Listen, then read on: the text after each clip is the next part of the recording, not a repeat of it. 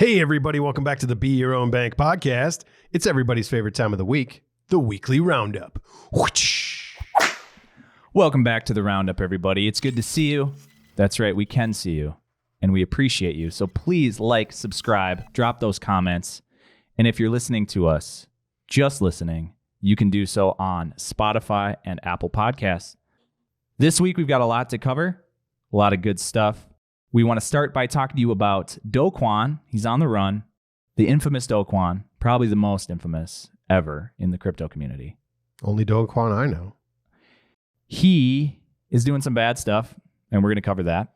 Additionally, Voyager's bankruptcy proceedings have come to a conclusion, and we've got an unlikely buyer that we want to talk to you about and how that may affect Celsius's bankruptcy proceedings moving forward. And finally, a fun topic of Chipotle. We've got to cover them because they are getting into the crypto game and offering some deep discounts for those who use Ethereum to buy their burritos. Starting off, Do Kwon. God, I hate that guy. Yeah, he's terrible. I got to take a breath. So for those of you who don't remember, don't know, he single-handedly caused one of the biggest crashes in crypto. That can't entirely be confirmed, but we got to give him some clickbait. He is a major problem. He's a major problem for this unraveling of an entire ecosystem in the crypto space. So basically what he did, created this cryptocurrency pairing, Terra Luna, which counterbalanced UST, Terra Luna, US dollar. And the peg, the dollar peg, got depegged, started going down in value. And supposedly, he had this Luna Guard fund that was supposed to repeg the dollar by injecting Bitcoin and other valuable currencies. And what we found out this week is that over 5,000 of these Bitcoin he kept for himself and tried to cash out 3,300 of them on some exchanges. Boo. Boo. But good news is Interpol is after him. And Interpol is the World Police. It stands for International Criminal Police Organization. And they released a warrant for his arrest, known as a red notice, which is super cool. Think of it like the Old West, right? You got the warrant sign, it's a $10,000 reward, whatever, right? This is the whole world, though. Yeah. So 195 countries are affiliated with Interpol. Yeah. Do you know how many countries there are in the world? 196. Oh, 196? What's the missing country? I think it's probably Vatican City. I doubt they have police officers. Wait, Vatican City is a country? Yep. Oh, yeah, you're right. I was watching Jeopardy. It was one of the answers, and I got it right. Final Jeopardy, so I'm pretty proud of myself. Oh, that was Final Jeopardy? It was Celebrity Jeopardy, yeah. Celebrity Final Jeopardy? Celebrity Final Jeopardy, something Vatican about country. City. Vatican City was. Okay, but so they don't have cops apparently, or I'll bet they do, but they're like dressed like Romans, right? Yeah, they look like Gerard Butler. Yes. Yeah. Oh, I hope they all do. Yep. Anyway, so 195 countries are after Do Kwon of the 196 that are I mean, we got to be accurate. in existence, right? Mm-hmm. So that's everybody. The world is after him. That's pretty good. So how do you run? Us. That's good for us, but how do you run from that? How do you run from the world? You got to go off the world. Well, he's saying that he's not running. That's the thing, is he's saying... He's programming in his house. Yeah, he's programming in his house. He's going to the mall. He's not afraid. And yet everybody's after him. He's got a global warrant. Seems afraid if he's trying to cash out, 3,300 Bitcoin. So, yeah, great. So these centralized exchanges are freezing his assets. Because why? Crypto is transparent. Yeah. And it allows the government in times of, bad people doing bad things to censor that. Right. Which I think, and some people would disagree with me, is a good thing. I think it makes it more viable. Absolutely. In all realms. Well, and if he truly stole this money, which basically is what it sounds like. 100% he did. If this was set up as an insurance policy for the depegging of the currency he created, mm-hmm. and now we're saying that he really just embezzled that security money. Like, yeah, get this guy. Get him now. Get him. Freeze his assets. Put him in the gulag. Let's go. Yeah, let's do some sort of like Saw situation where he's like, you know, do you want to play a game? Dangling over a boiling pot of acid, and he's got to hack his way out, or he gets his demise. His demise, yeah. But then it's not us doing it. It's not he's doing it. No, and then we'll televise it, pay-per-view, and that money will go to make the Terra Luna investors whole. I like it. Right? I'm down. I mean, I'm paying to watch. Gamify his demise. I love it. And if he gets out, then episode 2, even more money. Season. You got to go season. It's a season. Yeah, it's like Squid Games, but he's the only player. Exactly. Yep. They love that in South Korea. Well, and if 195 countries sanction that, then it's totally illegal. It is everybody. Yeah. Yep. Yeah. Sold. What's it going to be called, though? What's the show going to be called? Do Kwon. Don't Kwon. Well, we'll work on it. It's a work in progress. Okay. We're shopping it around right now. Yeah. Well, drop a comment if you have a suggestion. Yeah. If you know what the show should be called. Yeah. Because that is the most important thing. I can't get a show greenlit unless I have a title. Mm-hmm. Mm-hmm. So bad news, but also good news. Hopefully they get them. It's not going to bring our money back, but it will bring us justice. It will. And that's just as good. Oh, Kwon don't. Kwon don't. We'll work on it. Do Kwon do. Taekwon do. Don't Kwon. We'll work on it. Okay. Moving on. Voyager. Finally. Chapter 11. They got through it. Many rounds of bidding. They auctioned off the assets, our assets, to FTX. Samuel Bankman-Fried. Nice. Yes. FTX bought the assets for a total of $1.4 billion. Wow. Yep. It was an intense bidding war between them and Binance, top 2 exchanges, and finally settled. So what that means for us as creditors, for those who have money like me on Voyager, is that we're going to get about 67% of our money back.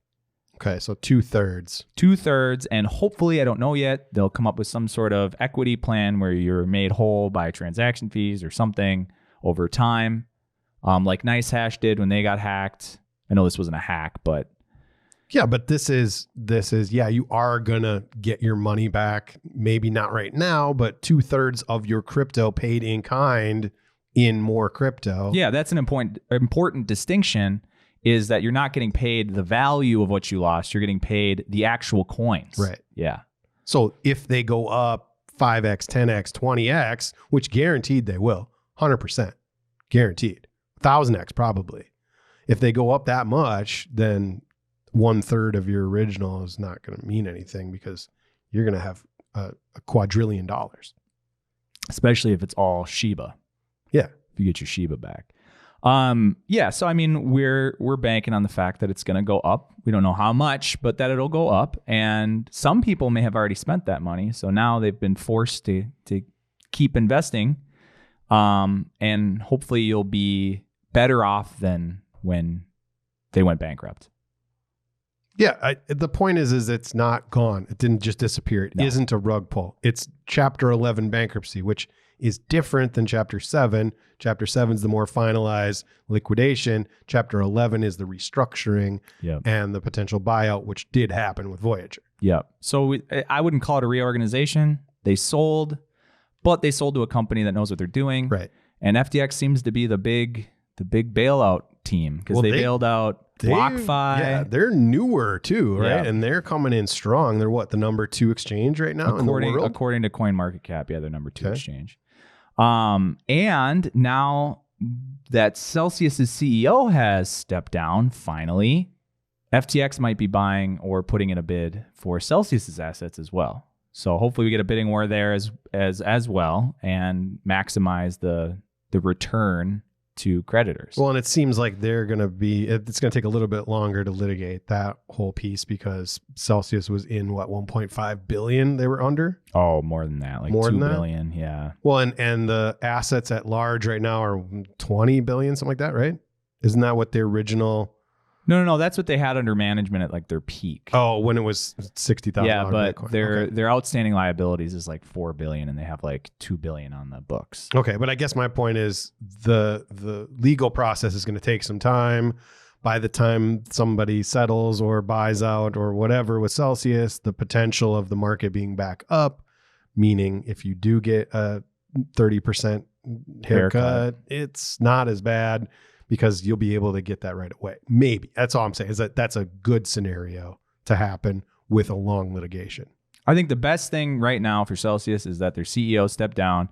He hyper-politicized and polarized the creditors and Celsius. It was just this huge sort of and they were paying exorbitant fees to their CFOs and their C-suite people during this problem. Tens of thousands a week. Yeah. It was crazy. Of our money. Yeah. Stupid. So he stepped down, which I think is good for everybody.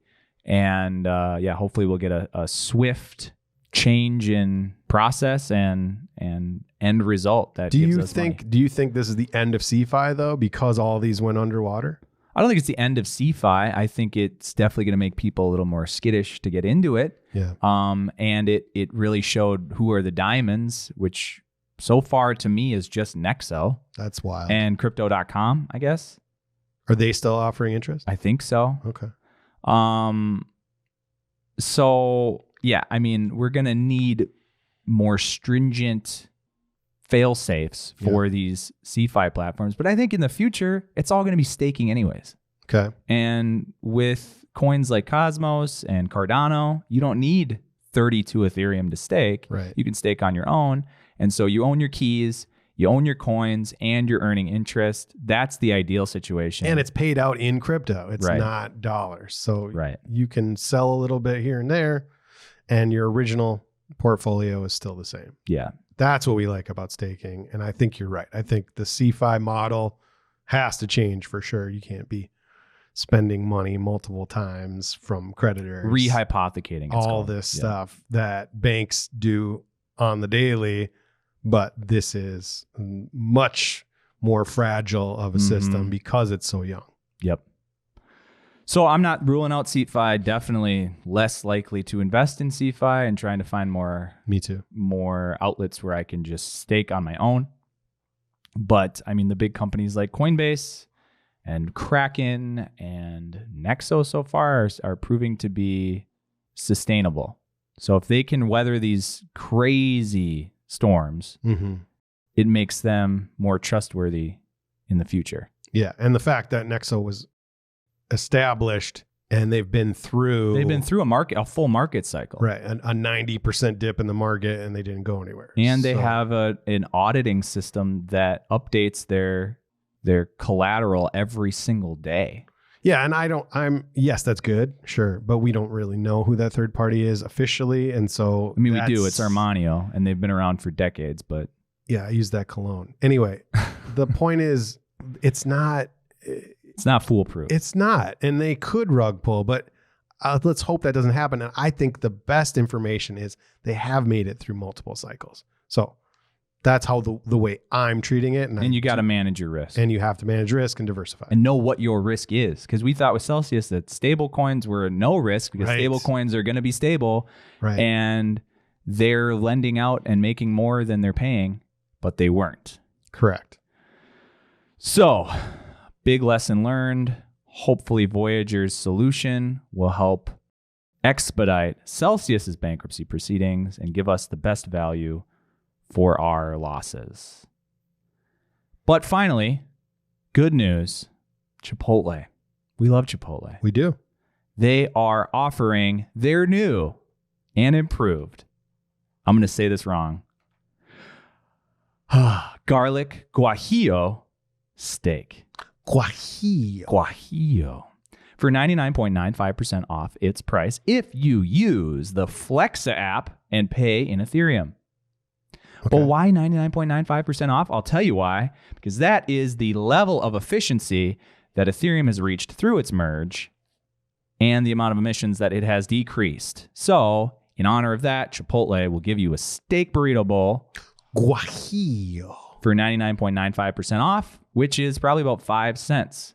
Yeah, that's great. And the limit is $20 per person and $10,000 total. So you can get 2 guajillo burritos for 10 cents. For plus 10 all cents. the Ethereum fees, which is probably like $10.